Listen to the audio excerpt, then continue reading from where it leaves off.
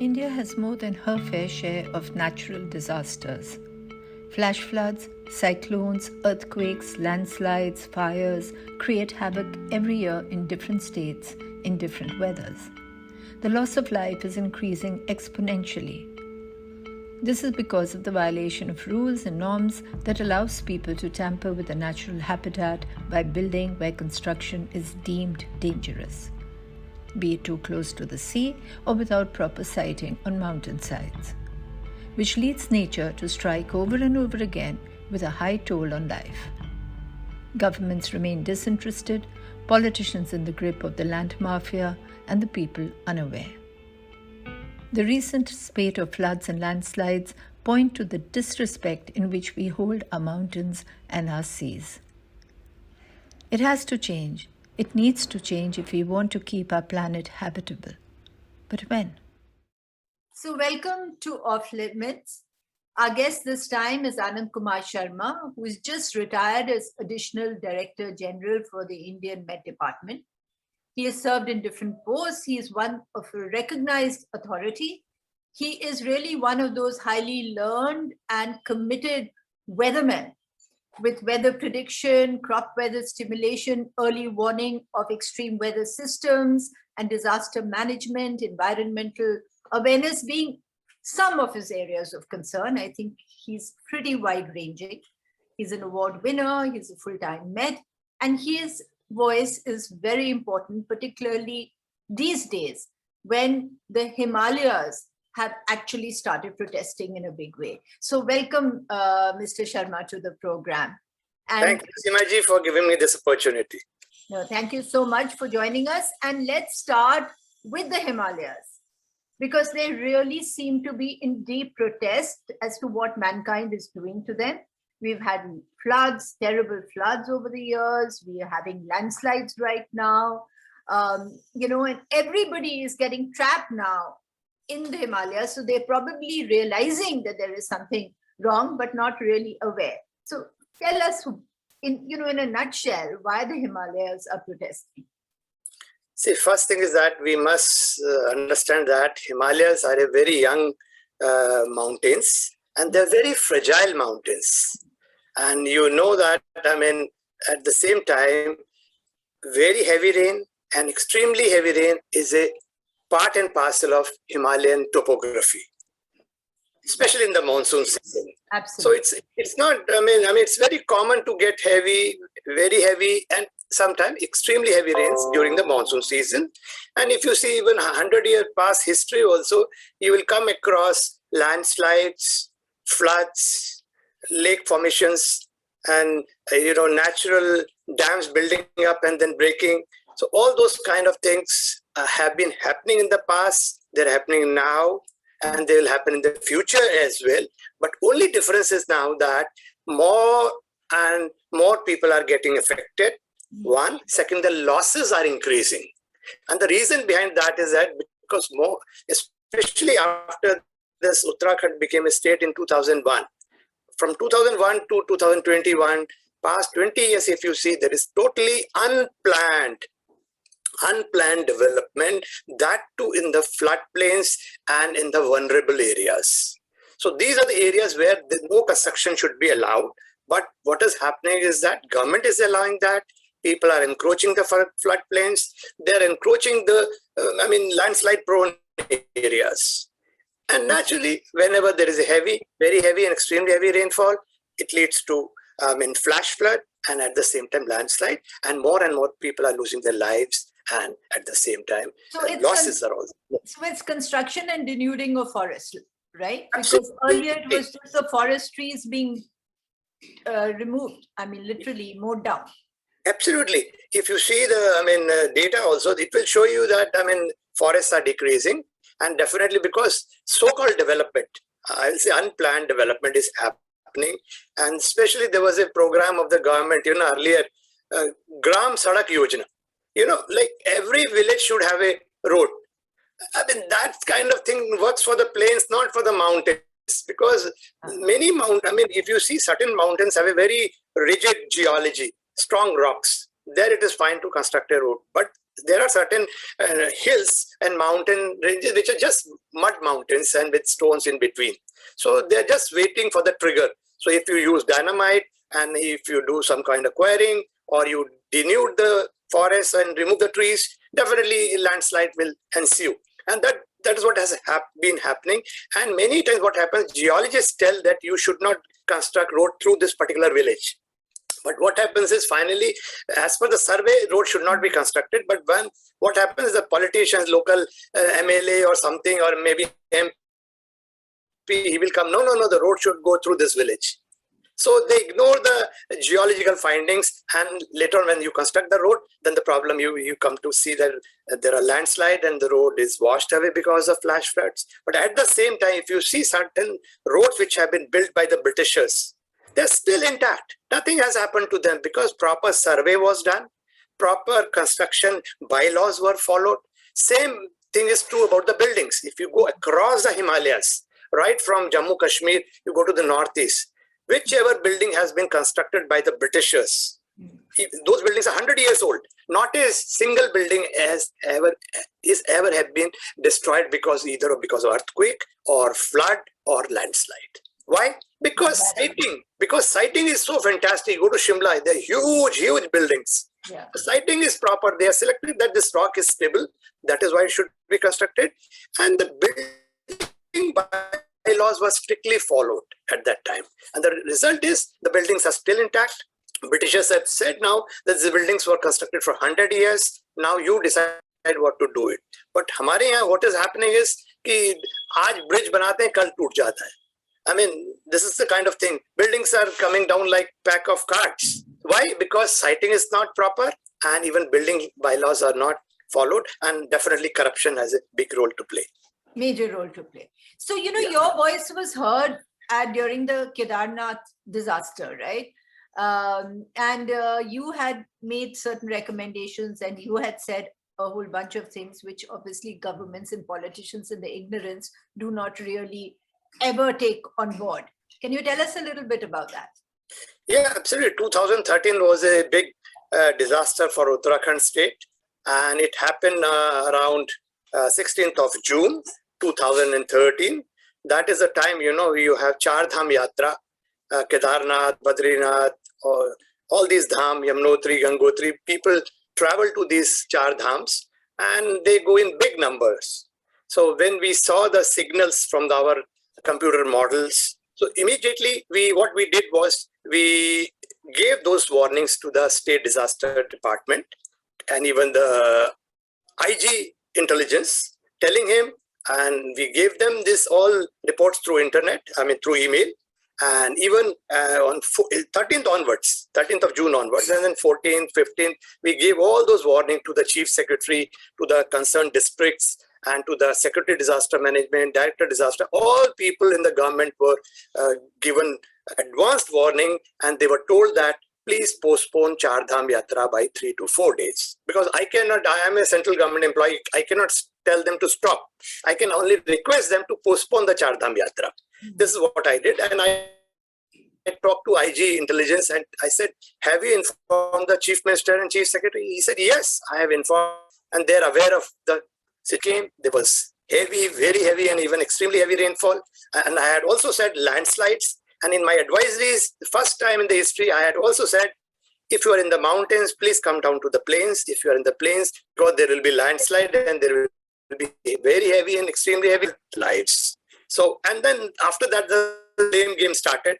Chief Minister and the state government started saying that I had not given them warnings. I have not told them. And it came in most of the newspapers. I wrote to all those newspapers, giving them the documents. And finally, even state government wrote to the central government, although it was a Congress government in the state and it was in the center. But I am glad that, at the central level, Congress leaders, they realize, yes, Chief Minister is lying and what he's telling is not true. And what as a director of the Meteorological Center at that time, whatever, I had given well on time, a Chief Minister was removed because he did not act or he failed to act on time.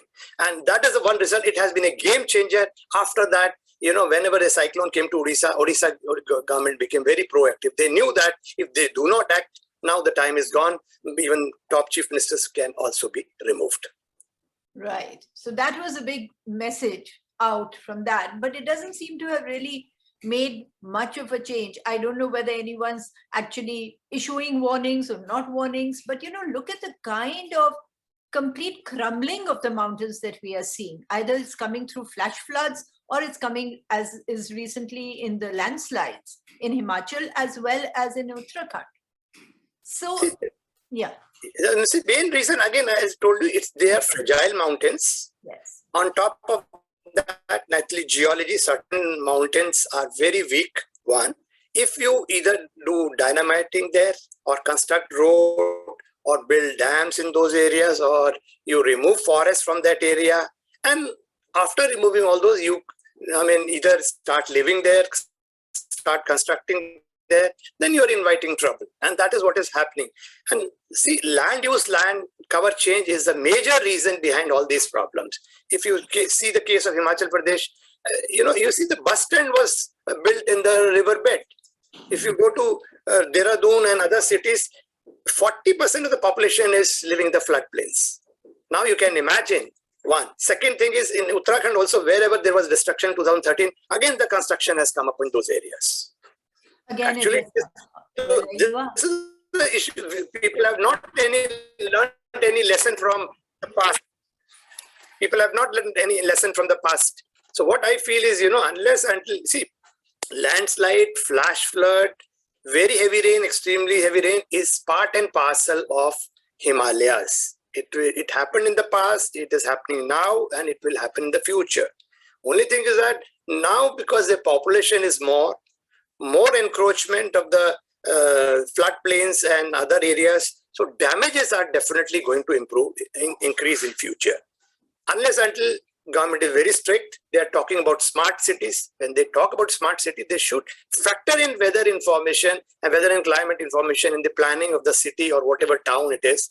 If they take care of that, I think government has to be very strict. And I do not know where the town planner sits. I don't know where the town planner sits and what he does. Otherwise, if he starts working properly, I think most of the problems will be solved. That's it. So, this is where I think you've spent an entire lifetime in this. And you must have faced this continuous battling, bashing your head against a wall, because there isn't a kind of awareness amongst us as people, as citizens, even as reporters. I mean, I would rather write on politics than write on climate and write on ecology. And also as the politician who looks after these sections and these ministries and these departments is probably more ignorant than the person walking on the road. So how does one tackle this? How do you create this awareness? The first thing is that, when I was in Uttarakhand, I have been giving regular interviews on televisions, through radio and newspapers. In one of the Himalayan conference, I had told them two things to do. One, I said, was remove people from the vulnerable areas, especially the floodplains. And second thing is ensure that whatever early warning or weather forecast or warnings are given by the Met Department, it should reach to the last person, which we normally call last mile connectivity.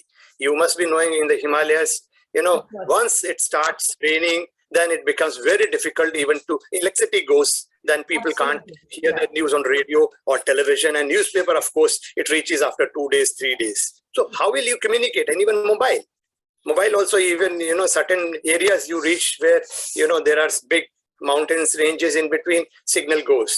It is something like Tata Sky or any other, things. When it's raining, you don't get the signal. So this becomes a big challenge. The biggest challenge here is communication. So how do you do all-weather communication or fail-safe communication? Naturally, if I'm issuing a warning, so it should reach the people. So I think that for that also I had suggested them to go for the community radio. And especially after that, a lot of community radios have come up in Uttarakhand. And there is special kind of radios available these days, which we call it tone alert hand winding radios. That means it doesn't need electricity, it doesn't need any battery. Normally what happens is that you use battery and is 6 months or 1 year it is leaking and it doesn't work. So there is a handle behind the radio. You wind it for 60 times and it runs for 1 hour. So you can carry it anywhere, and if you issue warnings, and that to community radio means it's for small areas. So that means you are able to communicate even in the interiors of the Himalayas. So this is a very good, mode of communication. And another issue is that we should have redundancy in communication. That means you should have radio, you should have television, you should have tone alert hand winding radio, you should have satellite radio, and you should have internet, you should have fax, you should have all modes, and there should be redundancy, because we know a few might fail, so at least one will work. So this is the kind of thing. So another important issue here is that what happened in Kedarnath case, there was early warning was given.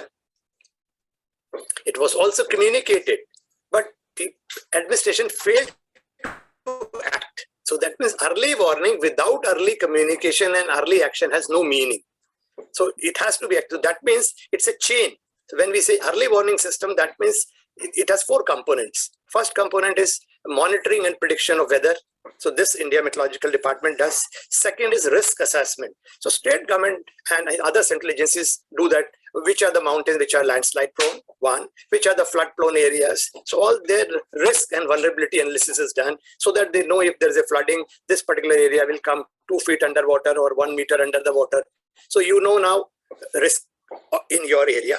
Third is communication of the weather warnings to the concerned administrators and the people in those areas. And fourth is your action or response. So naturally, once you have all these things, and if you have to evacuate people, you evacuate the people. So if all these 4 components have to be in the same wavelength and they have to work together, if one of the component doesn't work, then early warning system fails. That is what happened in the Kedarnath case also. So I think now the science has improved. There's no doubt about early warning is possible. Communication, there are certain issues where still we need to ensure that it's 100% communication to the last person. And then another issue, as I said, how to create awareness. We can, like we had started a school program in 100 schools of Uttarakhand. This was the first project in India where I had established observatories in the school. So to create awareness among the teachers and students, and who will go to their parents and tell them, like, now we have an observatory in the school, temperature is this much, rainfall is this much, this is 70 millimeter, means heavy rain. So that kind of awareness was created, so that they know what is happening in the area. Second thing is, we now, again, all over the world, they are talking about linkages between scientists, like weather scientists and the social scientists, or certain NGOs. We can involve them, and so that whatever forecast we give them, they understand that, and then they communicate that to the people at the ground level or at the village level in a simpler form, and tell them what impact it's going to have. So we are not only giving the weather forecast. India Meteorological Department at that time, what I issued was weather force. It was impact-based weather forecast. That means what kind of impact is going to create. It will create landslide. Right. That is the thing. And it was action-oriented. Action was given to them, postpone Char Dham Yatra. So it was accurate, it was timely, it was location-specific, and it was action-oriented forecast. So this is what is required. If this kind of warnings are given and people listen to it, I think hazard will be there. But it wasn't followed. It wasn't followed. So what I'm trying to say is, hazards over there, they are there, they will be there in the future. But we can definitely prevent hazard getting converted into disaster. Right. So when we have this, set up a nodal body like the Disaster Management Authority, then all these components that you're talking about should be really handled at that level.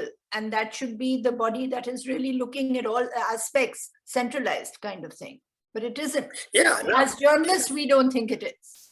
What do you think? No, see, what is happening is now NDMA has come up now. National Disaster Management Authority is there. And we also have NIADM. But NDMA has a major role. So it acts as a, linkages between the India Met Department and the state government authorities. So NDMA communicates our forecast further to the state governments and talks to them. And if they require any help, then NDRF, it is rushed to those areas. So I think earlier maybe the kind of coordination among these various organizations was not that good.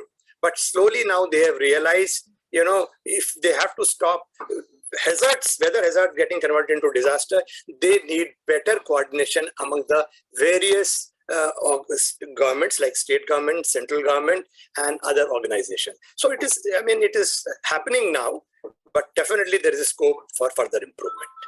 Okay, correct me if I'm wrong, Mr. Sharma, but we always get the feeling that where the marine management is concerned, of the seas and the oceans and the alerts and the evacuation, is far more efficient and seems to be far more, closer to the ground than what happens, say, in our mountains and the hilly areas. Why is that? See, as far as cyclone is concerned, because your coastal cities are either affected by cyclones or by tsunami. Yeah. Tsunami prediction, of course, is a little difficult, but still after I think 2004 or 5, I forgot. Yes, exactly. It has improved after that. After that, it has improved, but still it is very difficult thing to do it because it is based on earthquake, and earthquake prediction is not there. It's only that once the sensors sense that earthquake has happened and waves are going to be generated, then a warning is issued and you get hardly 15 minutes for that. But even 5 minutes are enough to remove people. Fine. Now coming to cyclone prediction, like India Meteorological Department is doing very nicely for the last almost 20 years or so. And we have very good state-of-the-art monitoring mechanisms. When I said monitoring mechanisms, we have radar, state-of-the-art radars at all the coastal cities, major coastal cities. Then we have satellites. Satellites have improved like anything. Once the cyclone is about 1,000 kilometers away from the coast and is forming, satellite gives us a signal. And then we have buoys. Buoys are floating structures on which automatic weather stations are placed. So they also transmit the data. Immediately when the pressure is dropped, you know that some low pressure system is developing. Passing ships, if ships are passing nearby, they also pass the information to us. So now the observation system has improved like anything. So you have better observations. On top of that, the computer models.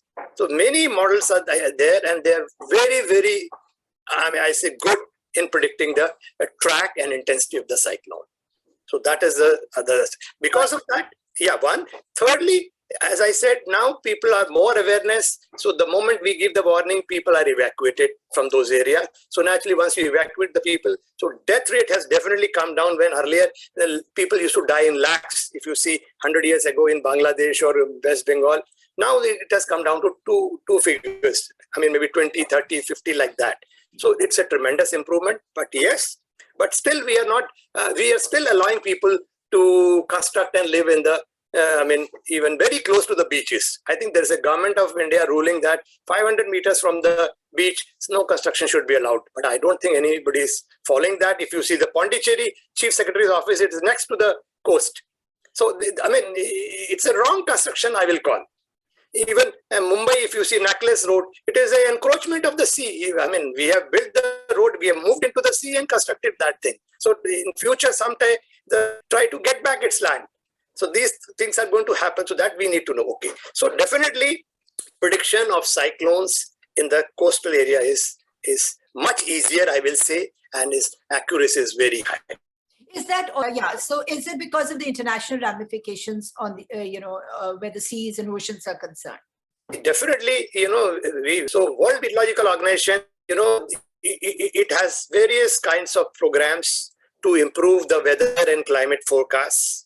New models, which some country has a better model. So, it's always said, use the best practices. If somebody has used a model which is working well, so there's no harm in So lots of products are available now on WMO sites and UK Met Office or USGS or NOAA sites. So these days with internet, you can access any of those information from other countries. So that's the best part. As far as weather and climate science is concerned, it has to work on collaboration, and we are lucky that World Meteorological Organization is one such organization where about 193 countries are working under it, and whatever best practices are generated, they are shared among the member countries. So what better models, better technology, better observing systems, all those are shared. And because now we are on internet, so I can access any of those websites or their models, and I can do analysis and interpretation. On top of that, I have my own models, one. Second, my past experience, my knowledge. So it becomes man-machine mix. Yeah, of course, always.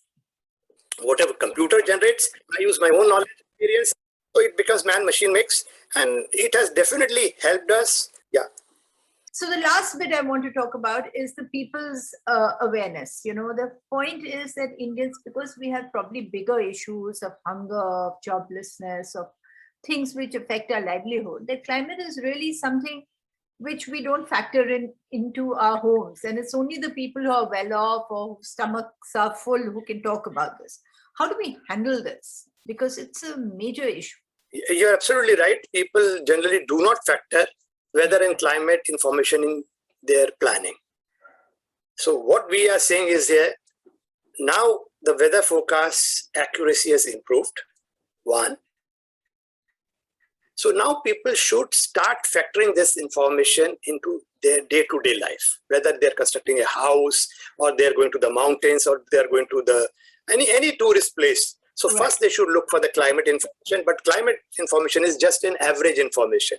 So many times people, like there's an example, somebody said, I want to cross a pond.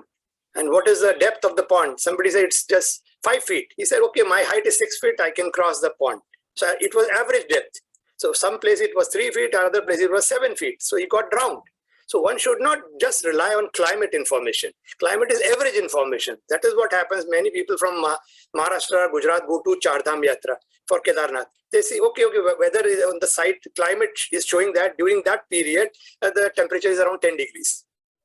But actually, if you see the weather, it may be cloudy or raining or maybe snowing in the June. So the temperature will come down to -2. And they start from Maharashtra in half shirt and chappals without any raincoat, and they get trapped there. And some of them die because just heart attack because of low temperatures. So what I'm trying to say here, just please factor in weather and climate information in your day-to-day planning, one. Second thing is India Meteorological Department. I have done many outreach activities. So we say user workshops. There is a separate workshop for the farmers, special workshop for tourists, people, for the media. So we have to have this kind of regular user interaction. We should know what user exactly wants and how we can increase our outreach. So where are those, lacunas where, still we have not been able to reach the last person, normally which we call it last mile connectivity. So a lot of work needs to be done there. And as I said, it is a fail-safe communication. That means communication should not fail. It should reach each and every person. How to ensure that I think needs a lot of work. Right. So thank you so much, Mr. Sharma. This was very interesting and very necessary. And we hope to be in touch with you again. Thank you. Thank you very much, Seema ji, for giving me this opportunity. Thank you very much. That was an interesting conversation with Mr. Anand Sharma. It's a very important issue of climate and environment. And we have really been suffering over these past years, or several years actually, with more and more lives being lost. So it was interesting to know that this is not just because the Himalayas are protesting, because they do have flash floods as part of their eco-environment. And there are landslides that do happen, but it is because of man-made construction, defiance of all laws, and refusal to really look at the advice that is available to us from the experts, because of which the construction is going haywire, particularly in the mountains. It's crossing all norms and all laid down norms. And because of which, when any of these disasters occur, the loss to life is immense. Unfortunately, while our systems are better placed along the marine areas in monitoring our oceans and monitoring our seas, even so, in many of our coastal areas, we are allowing constructions to take place far closer to the beaches than is safe or is permitted. So somewhere along the way, we have to realize that man and the survival of humankind is linked to our environment and to climate, and that we should take our experts seriously and develop a deep respect for the seas and for our mountains. Thank you.